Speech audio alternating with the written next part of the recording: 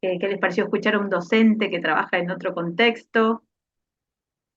No, ¿Cómo estuvo estuvo eso? bueno porque no me imaginaba que era tan así. Yo pensé también que iban pocos nenes y nunca pensé que por ahí él daba o sea, varios o sea, cursos, Ujú, sí, varios chicos de diferentes niveles. exacto, exacto. Sí, sí, esta idea del pluriaño, ¿no? Eso también me re sorprendió a mí. Yo pensé que eran, bueno, en primero 4, segundo 5, así, re poquitos.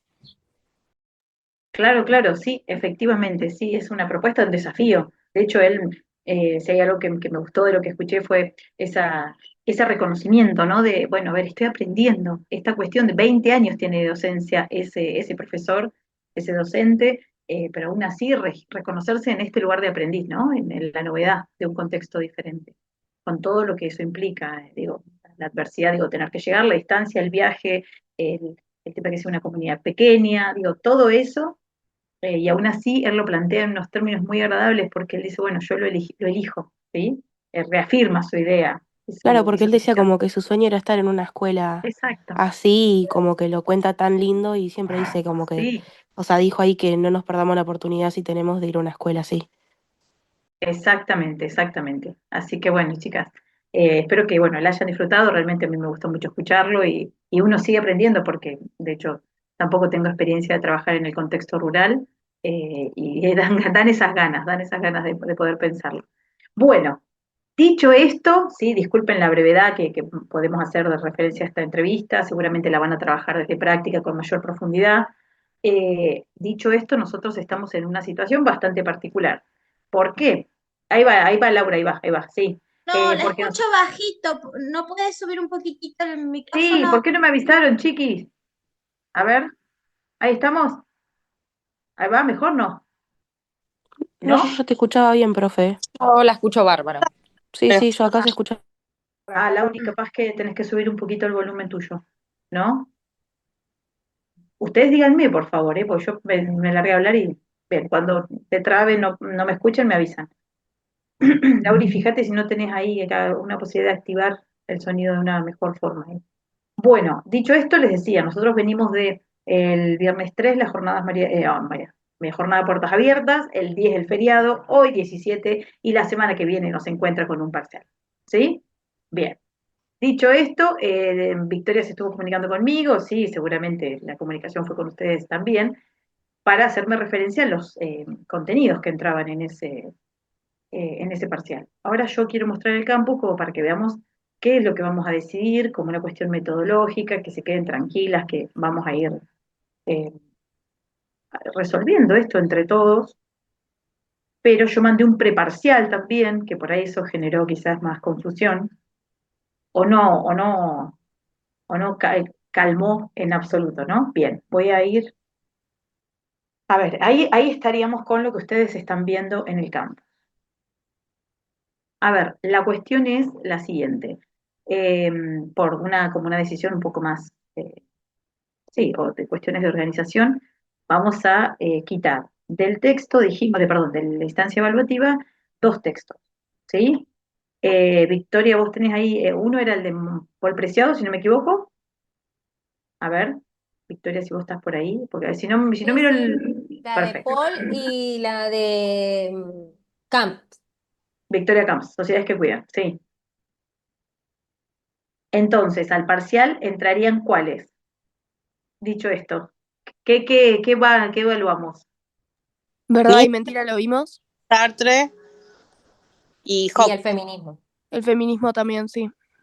O sea, serían tres textos, ¿verdad? ¿Estamos bien ahí? Sí. Bueno, perfecto, perfecto. Solo a modo de referencia, pues ya a esta altura me olvidé. De Victoria Camps no habíamos comentado nada, nada, nada. No, ni siquiera lo alcanzamos a abordar. Nada, Ah, profe. perfecto, perfecto. De Bueno, hecho, listo. también Sí, fue poquito, pero porque quedó ahí en el medio de la virtual, de la que hicimos de ESI, pero Camp, nada. nada, perfecto, listo, listo, listo. Ahí, bien. Entonces, después del segundo preparcial, me voy a meter al preparcial para que podamos ver un poco con detalle. Ahí lo descargo, ¿eh? A ver qué. Profe, con Sí, respecto al preparcial, me asusté con el tema perdón, las preguntas que las hay con el consignas, tema del sí, existencialismo es un humanismo. exacto. Sí, bien. Voy a ir al preparcial igual, ¿eh? Ahí estoy. Ustedes lo están viendo, ¿verdad? Sí. Listo, listo, listo. Me quedo ahí. Bien. Fíjense que traté en general, digo, como ustedes saben, el preparcial trato como de cortar bien grande para que ustedes, haciendo este preparcial al menos, puedan como que les quede un resumen lo más amplio posible, ¿sí? Para estudiar. Pero vamos a repasar, ¿sí? En esta cuestión. Sí, voy con Sartre, ¿sí? Podría empezar por Nietzsche, pero bueno, es sobre verdad y mentira, pero voy a empezar con Sartre, ¿sí? Acá tenemos a un filósofo francés que escribe El existencialismo es un humanismo. Ese texto es un ensayo, por lo tanto está escrito con como mucha cuestión de primera persona, la referencia a la teoría que él representa, es decir, eh, tiene mucho contenido conceptual, ¿sí? Pero no deja de ser una defensa, vamos a decirlo en otros términos, que hace Sartre de su propia doctrina, dice él, que representa la vida, ¿no? Entonces, por ejemplo, la primera consigna dice, analizando la famosa frase de Jean-Paul Sartre, la existencia precede a la esencia. Explicar detalladamente qué significa esta afirmación. Luego analice cómo esta idea fundamental deriva en tres consecuencias que Sartre menciona para el ser humano, la angustia, el desamparo y la mala fe. Y finalmente, reflexione por qué, a pesar de estas consecuencias, Sartre insiste en que el existencialismo es un humanismo de carácter optimista y de acción. ¿Sí? Ahí Aldana decía, bueno, como que parece que la consigna como que asustó y quiero saber qué es lo que por ahí, en todo caso, generó esta sensación, si es lo extensa, si es lo compleja o si es que no se entiende qué tengo que hacer, por ejemplo. Por ejemplo, nosotros te podemos poner lo que formula, digamos, el autor, el filósofo, de lo que es la existencia, el existencialismo, perdón, y después podemos redactar ay, perdón, me estoy trabando, las tres consecuencias, la angustia, el desamparo y la mala fe. A ver, Ay, sí, no, perdón, me trabé toda. comparto con el resto también, ¿sí? Por ejemplo, si ustedes tienen que explicar detalladamente que la existencia precede a la esencia, ¿qué dirían? ¿O qué les parece que pueden desarrollar? De algo que tengan ahí copiado, ¿eh? Esa es la idea, que podamos ir resolviendo esto. Es que ahí está el problema, porque creo que no, yo pregunté porque no encontré ningún apunte de Sartre, entonces me puse a leerlo, a entender. Sí, Pregunté sí, a algunos de mis compañeros y ninguno tiene ningún apunte de ese autor. Yo, de profe, Sartre. ¿No lo vimos? Sí, y creo que lo vimos pero una creo que clase, lo abordamos. la clase, después de terminar con lo de Nietzsche, creo que fue al final de una clase, y quedamos en verlo después, y resulta que, bueno, después vinieron todo el resto de eventos. Sí, Eh, Creo que ahí fue la confusión. Eh, por ejemplo, bueno, y creo que yo tengo marcado directamente en el texto que la parte que leímos, sí, eh, como que creo que ahí se hizo la confusión, entonces no, como que no quedó claro, creo, el concepto. bien. Voy de nuevo con una pregunta. Ahí voy, Aldana, ¿eh? ¿Alguien, por ejemplo, de este preparcial, alguien pudo hacer alguna de estas consignas?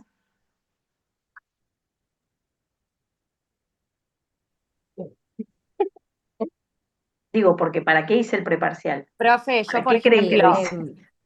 las consignas de, por ejemplo, de Nietzsche, sí, las pude hacer absolutamente todas. Y Sí, después, la del feminismo para todos, como era un texto bastante de buena lectura, llevadera, para sí, poder entenderlo y leerlo, la verdad que ni miré las preguntas, sino que me resumí todo el texto y miré los videos. De Nietzsche, ok. sí. Y quise hacer las preguntas de Jane, se dice Jane Paul, se pronuncia Jean el Paul, del Jean Paul, Jean Jean Paul. Paul, eso. Sí, Y sí. realmente del texto se me complicó mucho, sí, la verdad que Ajá, usé mucho YouTube, intenté ver para que me expliquen, y por ejemplo, sí, una de las primeras preguntas que vos hiciste de la existencia, lo que pude encontrar y entender es que es, es decir, lo único que el hombre no puede escoger o decidir es su existencia. Lo cual viene la duda. Puede ser, o capaz que estoy más perdida que Tur con la neblina. Primero, no hay duda en Sartre, por eso me preocupa, pero déjenme que vamos a mirar ahora el texto, porque entonces Yo acá, sí, sí, sí. entendí que el ser humano nace con una naturaleza de ser humano, pero va creando esa persona por medio de sus actos. O sea, que yo nazco, no nazco con una naturaleza determinada, sino que yo después voy creando con mis actos al elegir eh, lo que sí, lo que no. Yo lo entendí por ese lado, por el lado de las elecciones, de cómo yo actúo. Por eso dice que la existencia precede la esencia, porque yo no soy lo que soy cuando nazco, sino que lo voy creando después. Hablaría más de la experiencia, el contexto, o sea, de la forma individual de cada uno, nuestra propia esencia. Sí, acá pasa lo contrario de lo que ya habíamos visto antes, porque no está el pienso luego existo, sino es como que primero existo y después me voy formando como humano. Entonces es lo contrario. Exacto, sí, recupero los aportes tanto de Victoria, de Vero, gracias, porque efectivamente sí, Yami, era esa el concepto de pensar que la existencia precede a la esencia, ¿sí? Primero existimos, nacemos, ¿sí? Recuerden que para Sartre lo que nos dice es que estamos arrojados en el mundo. Sartre es un filósofo ateo, filósofo francés ateo, que por lo tanto no reconoce, ¿sí?, la existencia de Dios. En este desenvolvimiento de la existencia humana no hay una instancia superior al ser humano. ¿Sí? Por eso dice que todo está atravesado por una subjetividad humana. Yo lo que quiero es ir al texto para que ustedes ubiquen dónde estamos hablando de esto, porque si no va a ser como medio en el aire. Ustedes tienen en el texto, yo ahí lo estoy mostrando, y fíjense que él le empieza diciendo, quisiera defender aquí al existencialismo de una serie de reproches que se le han dirigido. ¿Sí?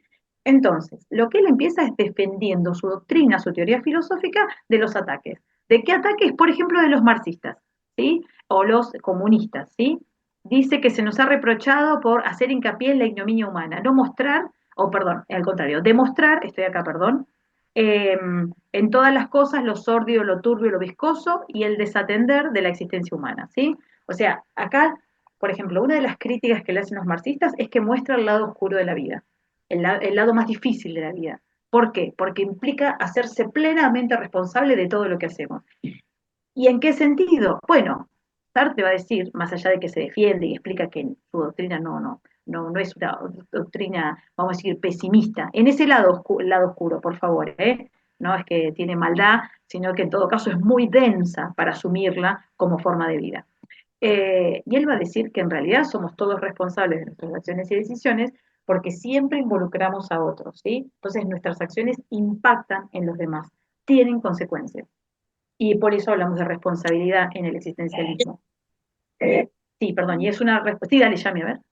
Que por eso habla de la libertad de las acciones, o sea, que vos estás eligiendo hacer o no hacer. Uh-huh.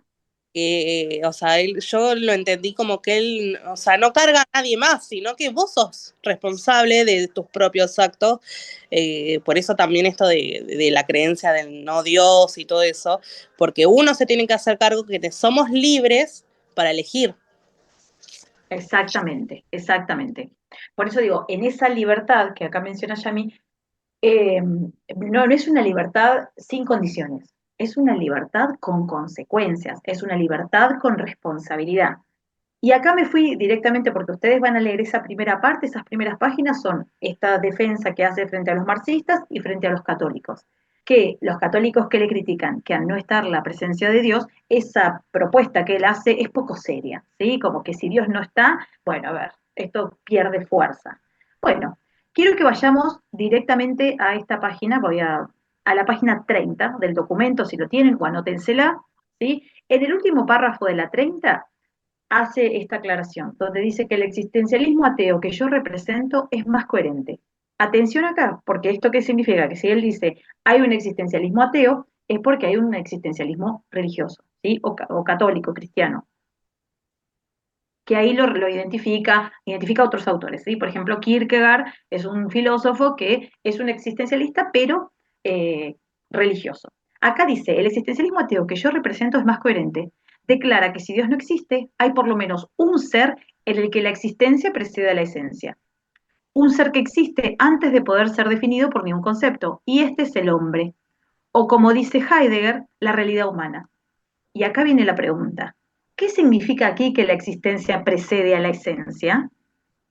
Significa que el hombre empieza por existir, se encuentra, surge en el mundo y después se define. El hombre, tal como lo concibe el existencialista, si no es definible, es porque empieza por no ser nada. Solo será después y será tal como se haya hecho.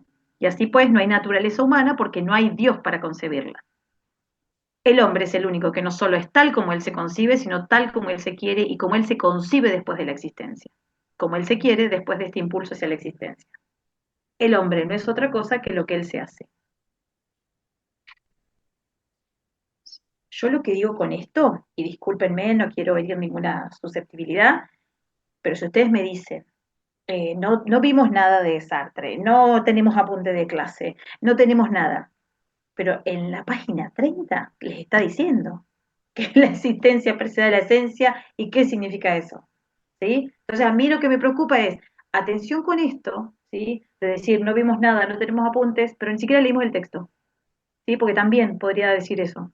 Podríamos decir, no, mire, profe, no leímos nada.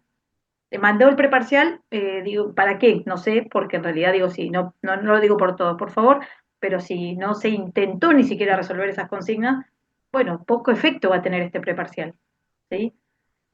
Por eso, sean cuidadosos, digo, con las expresiones, con los modos con los que hacen referencia a algunas situaciones. Que quizás no hayamos tenido, no sé, les digo, una cantidad de clases terribles abordando este tema, sí, por supuesto, eso claro, lo reconocemos. Pero que ustedes me digan, no entendemos, pero porque ni siquiera leyeron la página donde les está diciendo, ¿sí? O sea, lo mismo que acaban de explicar sus compañeras, que tienen el registro de la lectura, a ver, eso estaba ahí. Y aunque sea desde el texto lo podían contestar. Entonces, ahí quiero que por favor estemos un poco más atentos. Bueno, ahí empieza entonces en esta consigna que les planteaba, bueno, que explicaran esa frase. ¿Sí? Ahí está explicada en el texto, textual, literal, ¿sí? No tiene mucha más. ¿Sí? Y de hecho, fíjense que dice, este es el primer principio del existencialismo, ¿sí? Es también lo que se llama la subjetividad, que se nos echa en cara bajo ese mismo nombre.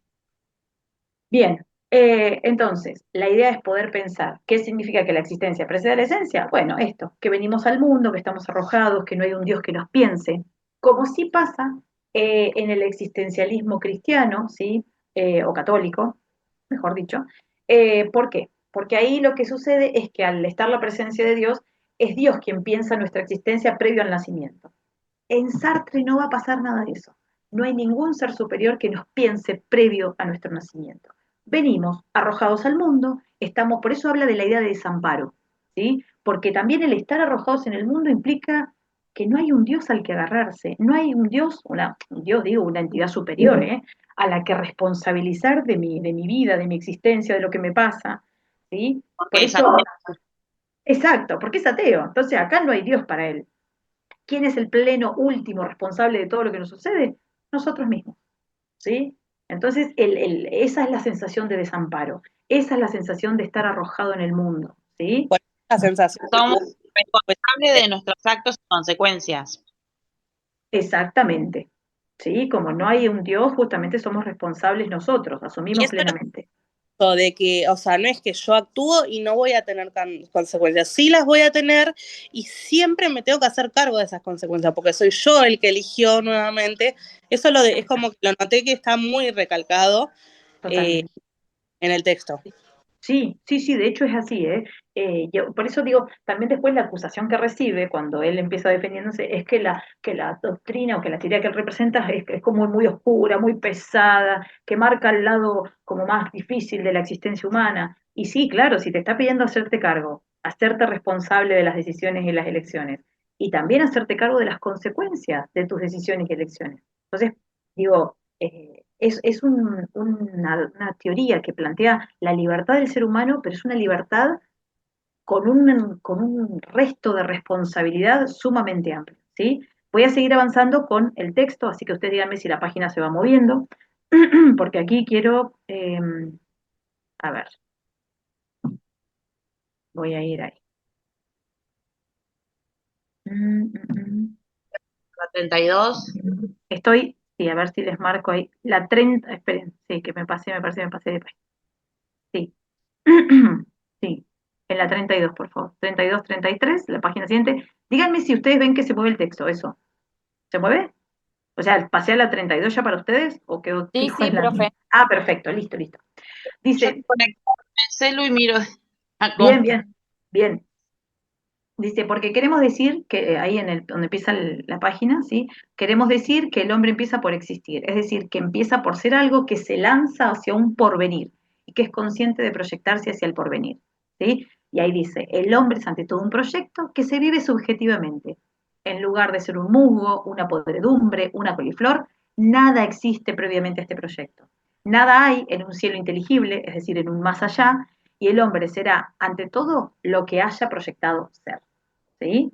Entonces, eh, ahí es donde esta idea del ser humano como proyecto significa, fíjense que la referencia es un ser lanzado hacia el futuro que se va construyendo, se va haciendo, ¿sí? A medida que va viviendo. ¿Por qué acá donde yo les pido, bueno, a ver, lo relacionamos, por ejemplo, con la responsabilidad, a ver, o con la angustia? Voy a la página 35, ¿sí? A ver, no, voy directamente a la 34 donde están viendo en la pantalla. Ustedes anótense la página 34.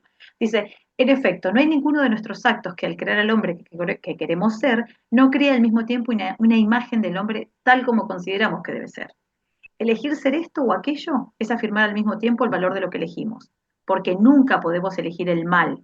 Lo que elegimos es siempre el bien, y nada puede ser bueno para nosotros sin serlo para todos. Atención con esta concepción, porque en la medida que elegimos, según Sartre, siempre elegimos creyendo que es el bien, obviamente, ¿sí? Es muy difícil que alguien elija sabiendo que está mal, que puede suceder, claro que sí, pero en general, ¿sí? Uno elige creyendo que es lo mejor.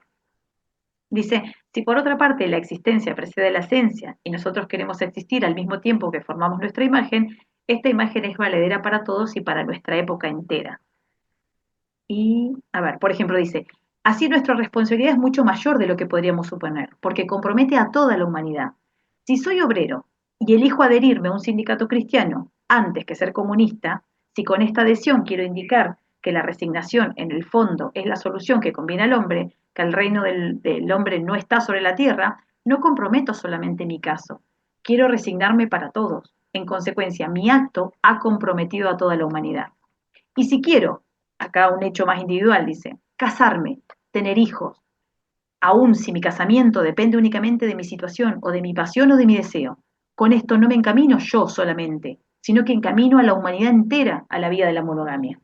Fíjense el peso de la decisión, ¿sí? Porque para Sartre, acá lo que aparece es, cada vez que elijo, habilito con mi decisión que todo el mundo lo haga, ¿sí? Por eso dice, mi decisión compromete a toda la humanidad. Y de hecho él dice que el ser humano es el legislador de la humanidad. Cada vez que elegimos creyendo que es lo mejor. Y cuando elegimos, ¿sí? Y reafirmamos esa decisión o elección, asumimos que todos pueden hacerla. Por ejemplo, casarse. Casarse implica eso, ¿sí? Que evidentemente en nuestra cultura occidental, porque no todas las culturas son así, alguien en algún momento creyó que era la mejor decisión, ¿sí? Casarse implica, en este caso, para nuestra cultura, ser monógamo, tener una sola pareja. Bueno, esa fue una decisión que en algún momento tomó la humanidad y que la siguió sosteniendo, ¿sí? Y al día de hoy seguimos, eh, obviamente, con algunas posibilidades de pensar otras formas de relación, pero en general, y vamos a decir, socialmente reconocidas, está la monogamia, ¿sí? La poligamia en nuestra cultura todavía no está ni extendida ni aceptada socialmente. Fíjense que a continuación de ese párrafo que acabo de leer dice, así soy responsable por mí mismo y por todos, y creo una cierta imagen del hombre que yo elijo. Eligiéndome, elijo al hombre. Esto permite comprender lo que se oculta bajo palabras un tanto grandilocuentes como angustia, desamparo, desesperación. Como verán ustedes, es sumamente sencillo. Ante todo, ¿qué se entiende por angustia? El existencialista, perdón, suele declarar que el hombre es angustia. Esto significa que el hombre que se compromete y que se da cuenta de que es no solo él el que elige, sino también un legislador que al mismo tiempo que se elige a sí mismo, elige a toda la humanidad, no podría escapar al sentimiento de su total y profunda responsabilidad. ¿Sí? Dice, ciertamente hay muchos que no están angustiados, pero nosotros afirmamos que enmascaran su propia angustia, que huyen de ella. En verdad, muchos creen que al obrar solo se comprometen a sí mismos. Y cuando se les dice, pero ¿y si todo el mundo procediera así? Se cogen de hombros y contestan, no todo el mundo procede así. Pero en verdad hay que preguntarse siempre, ¿qué sucedería si todo el mundo hiciera lo mismo? ¿Sí? Entonces, fíjense, dice ahí, y no se escapa uno de este pensamiento inquieto, sino por una especie de mala fe. Ojo con este concepto, porque así como decimos que para Sartre todas las decisiones y acciones van acompañadas de la angustia para Sartre es motor de acción, ¿sí? A ver, como expresión de que estamos decidiendo o eligiendo algo. De hecho, la angustia para Sartre es constitutiva del ser humano. El ser humano no es sin angustia. Uno se angustia. ¿Y por qué nos angustiamos? Y nos angustiamos porque elegimos una carrera en lugar de otra, elegimos una pareja cuando teníamos un montón de otras opciones, elegimos vivir en una ciudad y no mudarte. Siempre estás eligiendo. Y eso conlleva una angustia, porque cuando elegís algo, dejas de lado otras opciones. ¿Sí? O sea, esa es la angustia que nos acompaña. Qué sé yo, no sé, elijo un trabajo, bueno, tengo que dejar otros o no podré tomar otros, ¿sí? Siempre estamos eligiendo. Lo interesante de esto es que para Sartre, desde el momento que nosotros abrimos los ojos cada día, elegimos, ¿sí? Elegimos con qué nos ponemos para salir, si tomamos café, si tomamos el té, si vamos caminando, si vamos en colectivo, si vamos en bicicleta, si vas a clase o no vas a clase, ¿sí? Si te juntás con alguien o no te juntás, o sea, todo el tiempo estás decidiendo y eligiendo. Bueno, eso conlleva una angustia. Sí, Para él, entonces, elegir y decidir es angustia. exacto. Por eso la angustia no tiene una carga negativa. No es algo como podríamos pensar, que en el ámbito psicológico, que la angustia se puede asociar con la depresión. No, no, para Sartre Es nada como que que ver. el peso de esa decisión, eso es lo que genera esa angustia. O sea, Exacto. la responsable en realidad de mi decisión es lo que me produce la angustia. La angustia. Y la angustia, como les digo, es señal de motor de cambio. O sea, que nos angustiemos, vamos a decir en estos términos muy, muy, por favor, como muy livianos, que nos angustiemos es buena señal, porque estamos eligiendo. ¿Sí? Lo loco sería que no nos angustiemos, porque eso significa que te quedaste estancada en una decisión, ¿sí? O en una elección, pongámosle. Yo un poco en broma lo he dicho, creo que en clase, a ver, si un día te despertabas con alguien al lado y vos decís, bueno, esta persona ya no me inspira nada, pero me sigo quedando acá, ¿sí? Bueno, a ver, ahí va a tener otra connotación. La cuestión es cuando vos elegís, cuando decidís tomar otro rumbo, ¿sí? Qué sé yo, venimos de una entrevista donde alguien dice, estuve 20 años esperando esto. Bueno, a ver, ese docente se animó a dar el paso de ir hacia una escuela rural, donde fíjense todo lo que le conlleva, cambiar el entorno, cómo extraña su grupo de compañeras de la escuela, cómo cambió el entorno rural perdón, el urbano por el rural. Es una elección que lleva angustia. O digo, no es tan liviana, por eso la existencia tiene este peso. Sí, Aldana, dale.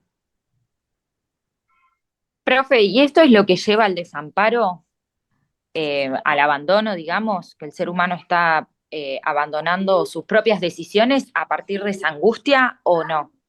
No, no, Aldana. El desamparo, dice, se experimenta por no tener a quién responsabilizar de nuestras acciones y decisiones más que a nosotros mismos. ¿Qué pasa? En cualquier otro ámbito, uno argumentaría que, bueno, no, es Dios, es el universo, es la energía, es lo que sea, ¿no? Un poco lo hemos dicho en broma. A ver, esto de justificar de que, bueno, tengo mal humor porque nací bajo el signo de Aries, ¿sí? O porque mis papás me criaron así, ¿sí? O porque tuve una vida difícil, entonces trato mal a todo el mundo. Ahí, ¿qué diría Sartre?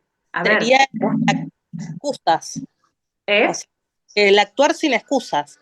El hacer. Exactamente. Pero ¿qué pasa? Cuando uno actúa así, actúa de mala fe. Atención con ese concepto de mala fe que aparece cuando, fíjense en esta página, voy a ir a la numeración para que ustedes se guíen, la 36 habla de angustia y mala fe. ¿Sí? Y ahí es donde empieza a distinguir. Vuelvo a la pregunta de Aldana. ¿El desamparo se vive por no tener una instancia superior a la cual acudir? De hecho, cuando estoy mal, no tengo, ¿sí?, a quién pedirle que me ampare, ¿sí? El desamparo viene por la idea de que el ser humano está arrojado al mundo. Vino, ya está, una vez que estás acá, manejate, resolvelo como Claro, puedas. él como que vos no le podés pedir al Dios y al universo, claro, ahí Nada, va. nada, nada. No hay Dios ni hay universo para Sartre. Está la subjetividad humana y es el ser humano el que tiene que rascarse con sus propias uñas, ¿sí? Pero lo Sería que yo no sería hacernos cargo de nuestras propias consecuencias. Exacto, exacto. De las propias entiendo, decisiones y acciones y de las consecuencias que tienen, ¿sí? pero Porque de yo hecho lo que no somos, entiendo es una cosa. ¿cómo, perdón? Si es lo que no entiendo es una cosa, porque vos se supone que si elegís algo es porque crees que es mejor. Sí, ¿Por qué te angustia si vas a por- estar mejor? bien, a ver, ahí voy Agustina, que estás con la mano levantada. A ver, cuando uno elige, elige creyendo que es lo mejor, pero no tenemos la certeza de que sea lo mejor, ¿sí? O sea, uno lo elige pensando que sí, ¿sí? Entonces, digo, la angustia viene también de la incertidumbre de no saber. A ver, cuando uno Ah, elige, digo, casarse con alguien, cree que va a ser para toda la vida, chicas. Después la vida te da tantas cachetadas que empezás a arreglarte y decir, capaz que no era para toda la vida". Cuando lo hiciste confiada en que sí, ¿eh? Pero no tenés la certeza de que eso suceda. Entonces, digo, la la- angustia también viene, claro, igual la angustia viene por todas las otras opciones que tenías, porque vos decís, sí, perfecto, elijo creyendo que es lo mejor, pero no dejas de dejar de lado, vamos a decirlo así, otras posibles decisiones. Digo, frente al casamiento podías no casarte, también podías no casarte, ¿sí? Digo, para poner un ejemplo más concreto, chicas, ¿eh? Qué sé yo, ¿sí? Es si como que alguna ahí, se va a casar, pero ¿eh? que alguna se va a casar, que invite. Claro, claro, si hay fiesta vamos todos. Bueno, no sé, ahí estaba, me parece que Agustina, con la mano levantada, cualquier cosa habilita el micrófono, no pasa nada. Que era por Eh, eso, por la pregunta que hizo Diana, que yo quería sí, consultar, sí, la angustia venía del duelo, de la decisión que no se había podido tomar o la opción que hubiera, o sea, la imaginación que tiene uno de lo que podría haber pasado si hubiéramos decidido otra decisión, entonces uno se angustia, porque a veces las decisiones que tomamos no es lo que esperamos o capaz que nos quedamos pensando en qué podría haber sido si yo hubiera tomado esa decisión. Yo soy así todo el día, estoy pensando en eso. claro, claro. Bueno, a ver, también es cierto que cuando uno decide, en general trata de que ya está, un tomó la decisión y ya está, se entrega esa decisión, pero sí, a veces viene el pensamiento de qué hubiese pasado si hubiese elegido otra cosa. Voy a la página de al lado, o sea, la columna, perdón, de al lado, que es la 37, porque ahí hay un ejemplo. Dice, ahí como en el segundo, cuarto, sexto, octavo párrafo, dice, séptimo párrafo, perdón, séptimo renglón, dice, ¿conocen ustedes la historia de un ángel? Perdón, conocen ustedes la historia, ¿sí? La historia es de Abraham. Dice, un ángel ha ordenado a Abraham sacrificar a su hijo. Todo anda bien si es verdaderamente un ángel, el que te ha venido y que le ha dicho, tú eres Abraham, sacrificarás a tu hijo. Pero cada cual podría preguntarse ante todo, ¿es en verdad un ángel? Y yo soy en verdad Abraham. ¿Quién me lo prueba? Había una loca, dice el texto, que tenía alucinaciones. Le hablaban por teléfono y le daban órdenes. El médico le preguntó, ¿pero quién le habla? Ella contestó, dice que es Dios. ¿Y qué le probaba en efecto que era Dios? Si un ángel, a ver, perdón, si un ángel viene a mí, ¿qué es lo que prueba que es un ángel? Y si oigo voces, ¿qué es lo que prueba que vienen del cielo y no del infierno, del subconsciente o de un estado patológico? ¿Quién prueba que se dirigen a mí? ¿Quién prueba que yo soy el realmente señalado para imponer mi concepción de hombre y mi elección a la humanidad?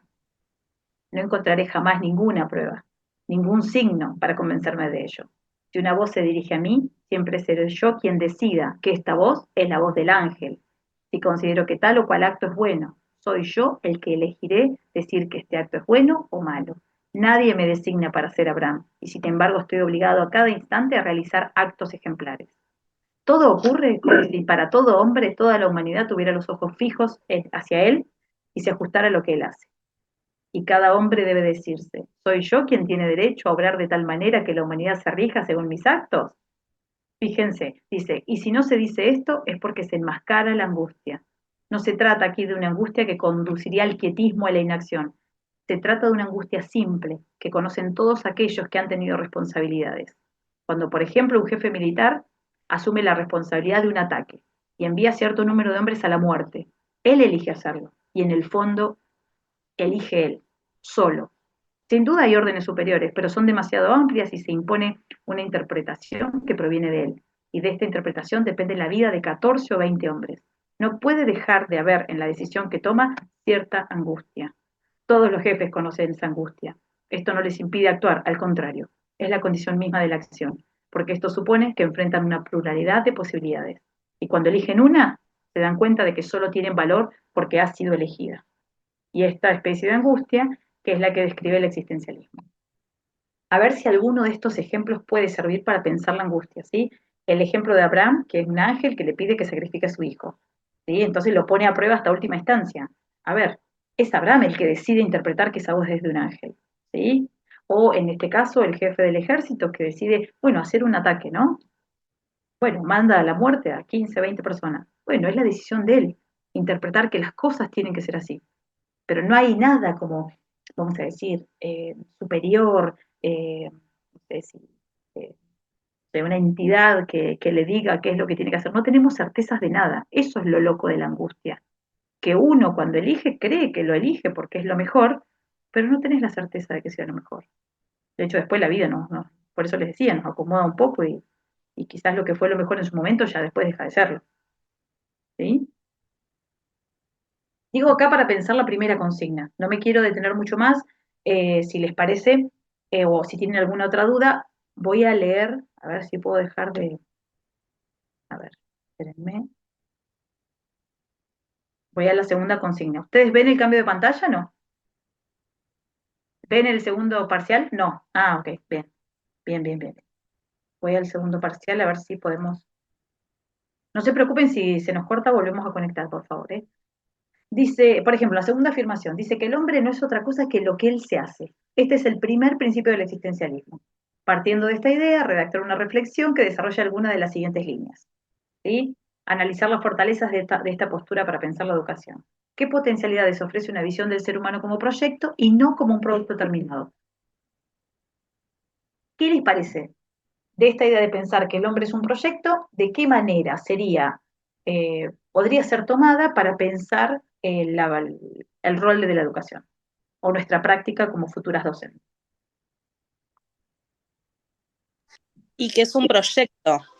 Estamos hablando de un proyecto que nosotros podemos formarlo por medio de nuestras acciones y lo que elegimos para formar esa persona. Entonces, no es que va a venir el chico ya formado y yo lo voy a... No, yo voy a ser parte de ese proceso de formación como proyecto.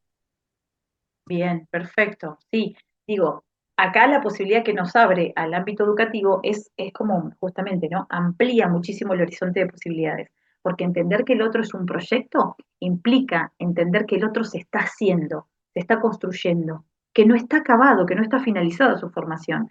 Y digo, especialmente ustedes que van a ser docentes de educación primaria, ¿sí? Donde lo que tenemos que reconocer es que hay un niño que está creciendo. Entonces, atención con esto de etiquetar, ¿no? De decir, este no puede, aquellos no son unos vagos, estos que no sé, un montón de expresiones. Considerar Sí, al sujeto como que es capaz de transformarse a través de totalmente. nuestras propias acciones, que es justamente considerar un proyecto de construcción constante. Exactamente. Por eso la idea de pensarlo como proyecto es esto, ¿no? Evitar caer en estereotipos, en representaciones, en etiquetamientos.